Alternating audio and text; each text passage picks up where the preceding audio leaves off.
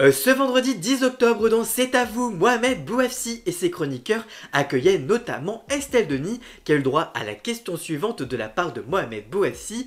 Estelle, on était vraiment très inquiets parce que vous avez été ciblé le week-end dernier d'un colis piégé destiné à vous, mais aussi au député Manuel Bompard et à l'humoriste Élodie Pou. Les colis piégés ont été interceptés dans un bureau de poste en Dordogne, alors que l'un d'eux s'avait explosé dans une camionnette d'un facteur. L'explosion n'a fait heureusement aucun blessé, donc c'est quand même très sérieux. Un suspect a reconnu les faits, un homme d'une cinquantaine d'années. Il explique vous avoir ciblé pour des propos que vous auriez tenus contre les antivax. Comment avez-vous réagi à cette affaire?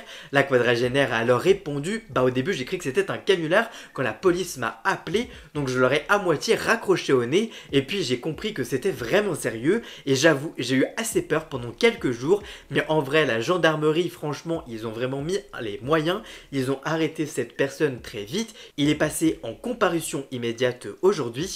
Sur le plateau de C'est à vous, l'animatrice qui est aux commandes de Estelle Midi de midi à 15h sur RMC et RMC Story à Surenchéri. En fait, on se demande, mais enfin, qu'est-ce que j'ai fait pour mériter qu'on m'envoie un colis piégé? Puis après, la gendarmerie vous montre, il vous montre les explosifs, etc.